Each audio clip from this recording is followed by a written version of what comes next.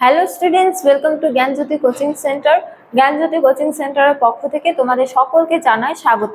তো স্টুডেন্টস, আজকে আমি যে বিষয় নিয়ে তোমাদের সামনে চলে এসেছি সেটি তোমাদের ফার্স্ট সেমিস্টার মেজর হিস্ট্রির অন্তর্গত ফার্স্ট ইউনিটেরই একটি বিষয়।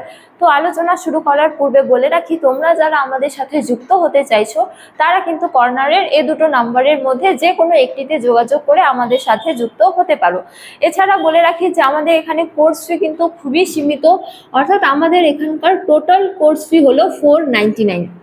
তো তোমরা যারা আমাদের সাথে যুক্ত হতে চাইছো তারা কিন্তু যুক্ত হতে পারো। চলো এবার আলোচনা শুরু করি। তো বলছে যে দা বেদাঙ্গাস, অর্থাৎ বলা যায় কি বেদাঙ্গ। তো বেদাঙ্গ বলতে আমরা কি বুঝি? বেদ যোগ অঙ্গ, অর্থাৎ বেদের অঙ্গ।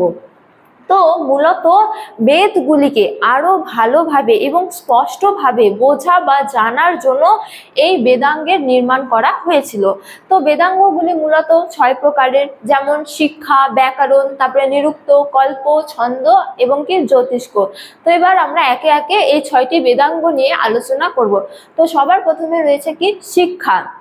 শিক্ষার ক্ষেত্রে বলা যায় যে বেদের মধ্যে যে একাধিক শ্লোক রয়েছে এবং শ্লোকের মধ্যে যে একাধিক শব্দ রয়েছে, সেই শব্দগুলির প্রকৃত উচ্চারণ কি সেই সম্পর্কে আমাদের ধারণা দেয় কে? শিক্ষা।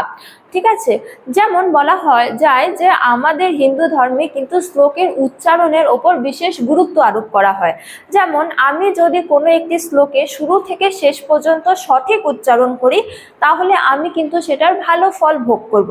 কিন্তু যদি একটা শ্লোক উচ্চারণ করার সময় আমি শুরু থেকে শেষ পর্যন্ত উচ্চারণ করতে গিয়ে কোথাও কোনো উচ্চারণ ভুল করে দিই তাহলে কিন্তু আমি সেই শ্লোক উচ্চারণের বিরূপ ফল ভোগ করব।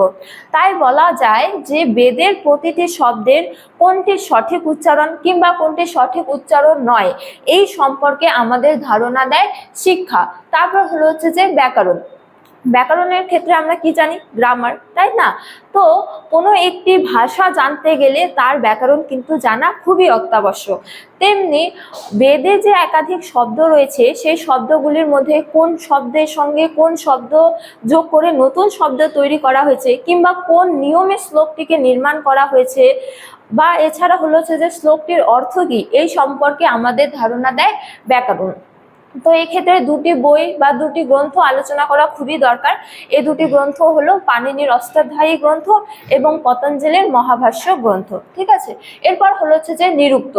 তো নিরুক্ত কথার অর্থ কি? ব্যুৎপত্তি। মানে বলা যায় যে ধরো প্রাচীনকালে কোনো একটি শব্দ একটি অর্থে ব্যবহৃত হতো, কিন্তু কালের প্রকোপে পরিবর্তন হতে হতে সেই শব্দটি বর্তমানকালে এক ভিন্ন অর্থে ব্যবহৃত হয়, তাই না? তো বেদের ক্ষেত্রে বলা যায় যে বেদে যে একাধিক শব্দ রয়েছে সেই শব্দগুলির উৎপত্তি কোথা থেকে কিংবা সেই শব্দগুলির প্রকৃত অর্থ কি এই সম্পর্কে ধারণা দেয় নিরুক্ত। তারপর হলো হচ্ছে যে কল্প। তো কল্প কথার অর্থই হলো আচার আচরণ। তো বেদে যে একাধিক শ্লোক রয়েছে সেই শ্লোকগুলি কোথায় ব্যবহৃত হয়? পূজা অর্চনা কিংবা যজ্ঞের ক্ষেত্রে। তো যজ্ঞের ক্ষেত্রে কি নিয়ম পালন করা উচিত, কি নিয়ম পালন করা উচিত নয় এই সম্পর্কে বর্ণনা দেয় কল্প। তারপর হলো হচ্ছে যে ছন্দ। তো ছন্দ মূলত বেদে যে শ্লোক রয়েছে সেই শ্লোকগুলিকে কোন সুরে উচ্চারণ করা মানে ভালো সেই সম্পর্কে আলোচনা করে। অর্থাৎ কোনো কোনো শ্লোক রয়েছে যেগুলিকে খুব তাড়াতাড়ি তাড়াতাড়ি উচ্চারণ করলে কিন্তু শুনতে ভালো লাগবে, আবার কোনো শ্লোক রয়েছে যেগুলিকে তাড়াতাড়ি তাড়াতাড়ি উচ্চারণ না করে ধীরে উচ্চারণ করলে সেই শ্লোকগুলি শুনতে আরো ভালো লাগবে। তো কোন শ্লোককে কোন হলো হচ্ছে যে সুরে উচ্চারণ করা দরকার এই নিয়ে আমাদের আলোচনা করে ছন্দ। তারপর হলো হচ্ছে যে জ্যোতিষ্ক। তো জ্যোতিষ্ক বলতেই আমরা কি বুঝি?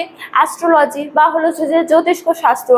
তো জ্যোতিষ্ক মূলত যে বেদে যে শ্লোক রয়েছে সেই শ্লোকগুলি যে যজ্ঞের ক্ষেত্রে ব্যবহৃত হয়, তো কোন যজ্ঞের কোনটি সঠিক সময় কোনটি সঠিক সময় নয় এই সম্পর্কে আলোচনা করে জ্যোতিষ্ক।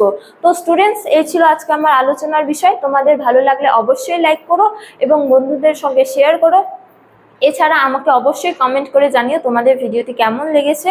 তো তোমাদের সাথে দেখা হবে অন্য এক ভিডিওতে অন্য এক টপিক নিয়ে। ততক্ষণ ভালো থাকো, সুস্থ থাকো। Thank you.